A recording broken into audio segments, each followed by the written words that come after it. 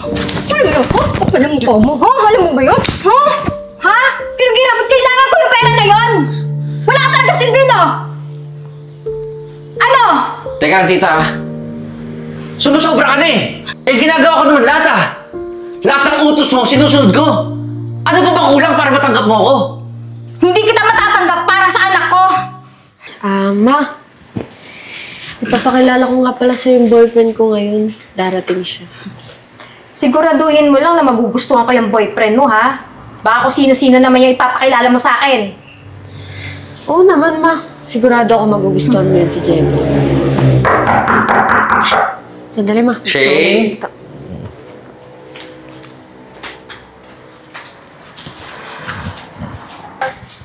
Ma, Hello po. si Jeboy nga pala boyfriend ko. Bless po.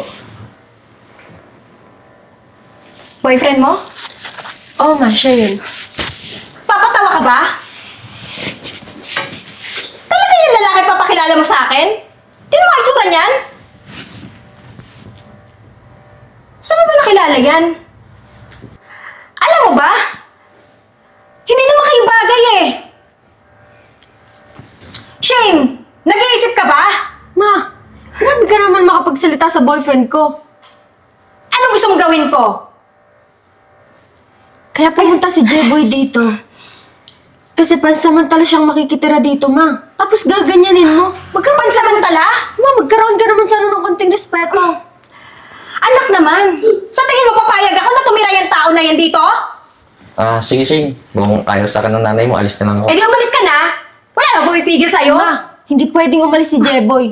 Tsaka huwag kang makinig kay Mama. Pamamahay ko to. Kaya ako yung masusunod dito.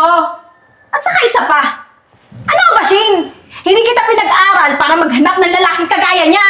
Ma, mahal ko si Jeboy. Mahal? Hindi ka mabubuhay na pagmamahal na yan. Matalino ka, Shane. Sana naman, naghanap ka naman yung tipo na, alam mo yun, yung kagalang-galang na lalaki, yung matipuno. Hindi kagaya niya. Tingnan mo naman, patpating yan. Excuse mo lang po ah. Magalang naman po ako, tsaka marunong po ako rumaspeto eh. Pero, sobra na po yung ginagawa niyo eh. Ang gusto ko sa anak ko, yung mapapangasawa niya. Yung maipagmamalaki ko, maipagmamalaki namin. Hindi kagaya mo. Alam mo, sa totoo lang, pag pinakilala kita sa mga kamag-anak namin, nako, I'm sure, pagtatawanan niya si Shane. Ma, ano ba? Hindi naman kayong magmamahal ah. Wala kayong magagawa, Ma, kung sino yung gusto ko. Kaya pwede ba? Hindi na kayo maraming sinasabi kay Jeboy. Sige, subukan mong patirahin yung lalaki dito. Tandaan mo, magiging miserable ang buhay niyan dito sa bahay.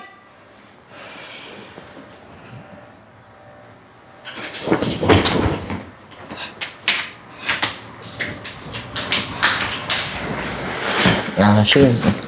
Hindi mo naman sinabi sa akin na ganun pala ugali na nanay mo eh. Hindi ko rin naman ina-expect na ganun yung gagawin ni Mama eh. Huwag mo na lang intindihin, babe. Ano pa nga ba magagawa ko?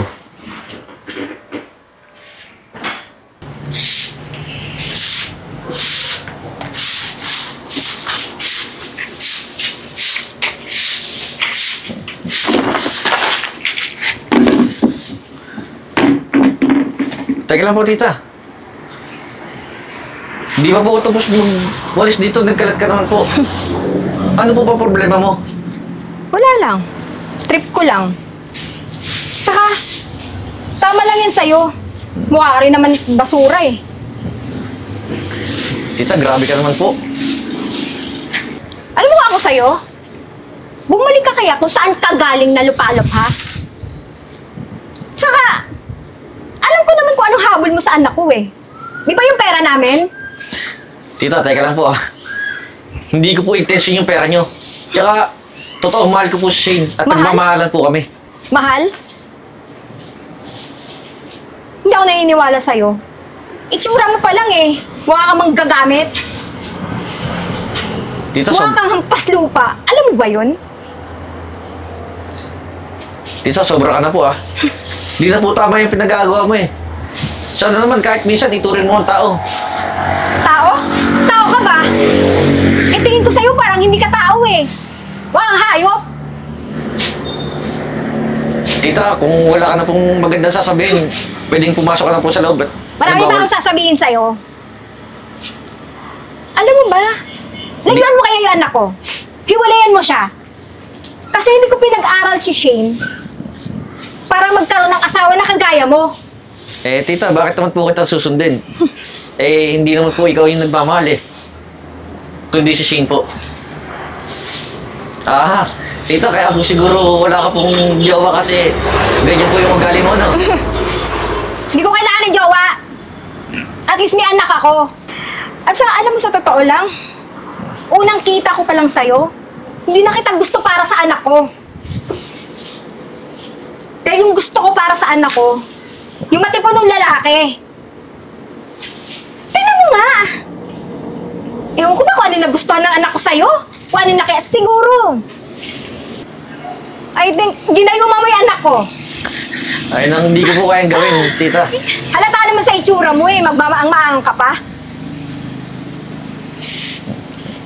Alam mo, Jeboy, pag hindi mo nilayuan yung anak ko, kung hindi mo siya hihiwalayan, tatandaan mo to magiging miserable yung buhay mo dito. Magluto ka na nga doon! Tapusin mo muna yan! Sabay magluto ka na doon! Ah, sige po. Sige po, tita. Tapusin ko na po ito. Oh, gawin mo na! Bagal-bagal nito. Kaya bagay sa'yo yan. Papasura.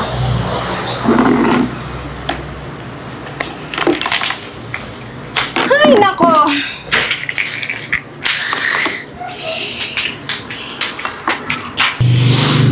So, sir, pagpasensya mo niyang magiging biyana mo. Masama talaga ugali yan. Ako nga, 2 buwan ang di pinapasahod eh. Halos na tapos ko na ito linisinggo dito, di pa rin ako binibigyan ng sahod. Ganun po ba talaga ugali niya? Pero sobrang na po siya eh. Parang hindi na po tao yung tingin sa akin eh. Nako, mata pobre talaga yan. Buti nga, hindi nagmana sa kanya yung anak niya eh. Iniisip mo yan, tapos... ako nang bahala dyan. Doon ka lang sa loob. Kung ano yung pinag-uutos sa'yo, sundin mo na. Ako, baka kung ano pang marinig mo doon. Ah, sige sir, maraming salamat po ah. Sige.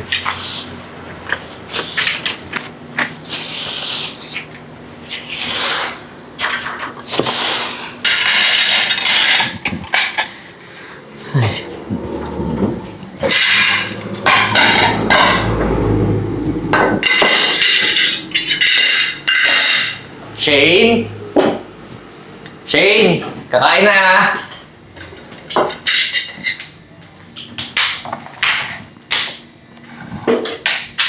Tita, kain na po. Ano ba naman yan? Bagal-bagal? Parang hindi lalaki? Kanina pa ako nagugutom eh. Tagal-tagal.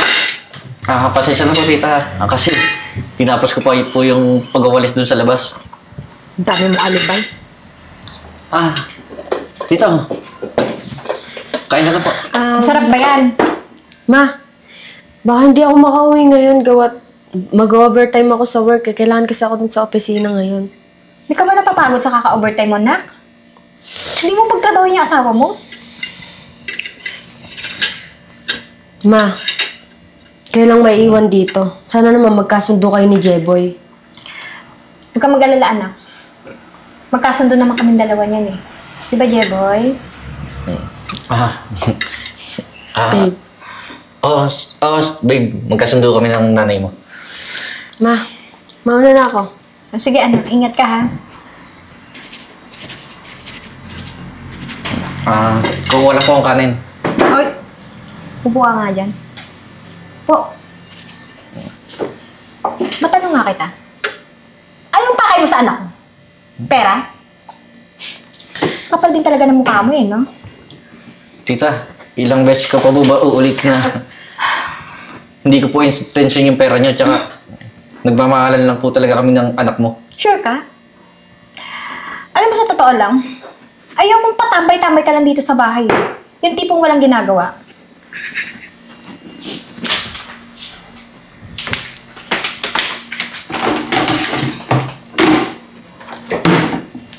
magbenta doon. Eto. Para may magawa ka. At sure mo na, mauubos yung paninda na yan, ha? Huwag kang uuwi dito hanggat hindi na uubos yan. Bilisan mo. Pwede po bang kumain po muna? Hindi. Ibenta mo muna yan bago ka makakain. Ngayon na. Kala mo magiging mabait ako sa'yo. Sige po. Hindi naman kita anak para maging mabait ako sa'yo. Sampid ka lang dito eh. Palis ka na. Huwag kang uuwi hanggang di nauubos yan, ha? Alis!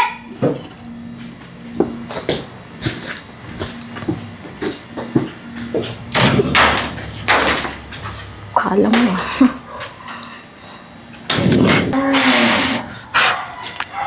Kakanin!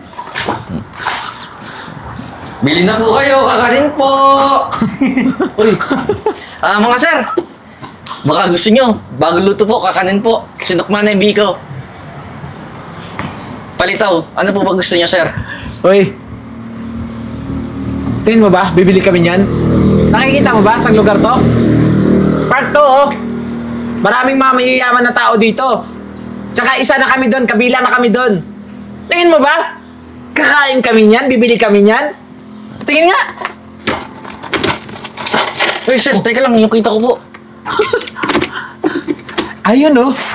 May benta ka na pala eh. Alam mo, hindi kami bibili. Pero sa amin na to. Ito, paninda mo? Paninda ba? Sa amin na to. Ano? Ito talaga. Tata. Tingin mo ba? Kakain kami niyan, kakanin. Eh, pagkain ng mga mahirap yan eh. Sir, grabe naman po kayo. Sir, akin na po yung bento. Hoy, tumigil ka ha. Sa amin na to. Tsaka, may benta ka naman dyan eh. Pwede mo na ibenta, lako yan. Sir, nagmamakaawa po ko, sir, kasi... Hoy, tumigil ka. Baka gusto mo makatikim sa amin. Gusto mo ba patikman kita? Sir, bakla ka po ba?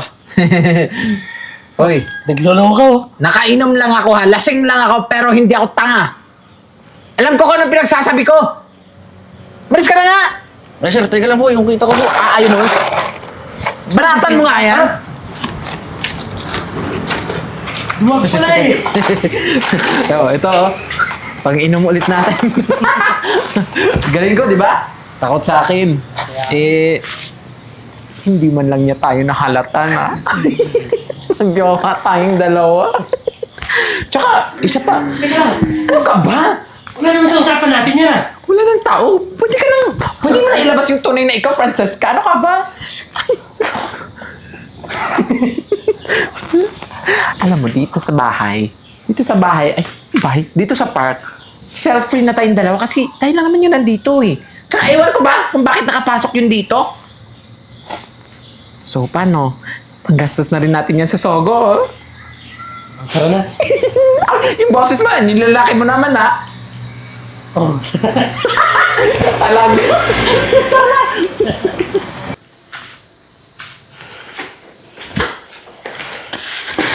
Oh, Jeboy. Asan na yung pinagbentahan mo ng paninda mo? Akin na. Tita, pasensya na po. Napagdiskitan po kasi ng mga lasing. Ano? Kinuha po lahat ng benta ko, tsaka tinapon po nila yung paninda ko. Sigurado ka? Nagdadahilan ka? Siguro kinuha yung pera, no? Tita, hindi ko po magagawa yun. Ano hindi magagawa? Ilabas mo! Ilabas mo! Tita, wala po talaga. Ano? Alam mo mo? Alam mo ba yun? Ha? Kailangan ko yung pera na yun! Wala ka talaga silbi, no? Ano? Teka, tita. Sumusobra ka na eh. Ginagawa ko naman lahat ah. Lahat ng utos mo, sinusunod ko. Ano pa ba kulang para matanggap mo ako? Hindi kita matatanggap para sa anak ko! Bakit? Dahil wala akong pera? Dahil wala akong silbi? Oo! Tama yung sinabi mo. Kahit kailan, hindi kita matatanggap para sa anak ko! Bakit? Dahil wala akong silbi? Ano ba to? Oo! Ba't ba kayo nagtatalo? Ano ba nangyayari? Ayan yung boyfriend mo! Inaaway ako! Di totoo yan, Shane. Sa totoo lang, lagi niya akong pinapahirapan dito sa bahay. Dahil wala daw akong silbi. Ano ba, ma? Hindi totoo yan! Grabe na yung pangalipos ng ginagawa mo kay Jeboy. So, naniniwala ka sa kanya? Ma, si Jeboy, mayamang negosyante yan at boss ko yan, ma. Pati ikaw nagsisinungaling na din? Nagsasabi ako ng totoo, ma. Sa akin ka pa ba hindi maniniwala? Alam mo, sa totoo lang, ginagawa mo nyo lang yan para matanggap ko siya. Alam ko naman eh. Alam ko naman kung bakit di mo ako matanggap. Kasi akala mo wala akong pera, wala akong silbi. Pues nagkakamali ka. Ginawa lang naman namin to para makita ko kung anong totoo mong ugali. Matagal na kitang sinasabihan. Totoo ba yung sinasabi niya, anak? Nagsasabi kami ng totoo. Alam mo, ma, hindi ko na rin kaya yung ugali mo eh. Mas mabuti pa, umalis na lang kami sa bahay na to. Anak, patawarin niyo ako. Anak! Ah, nga pala. Yung paninda mo. May kilig, may iyak, minsan may tawa, pero laging may aral na dala. Ginawa ko. Kwento natin to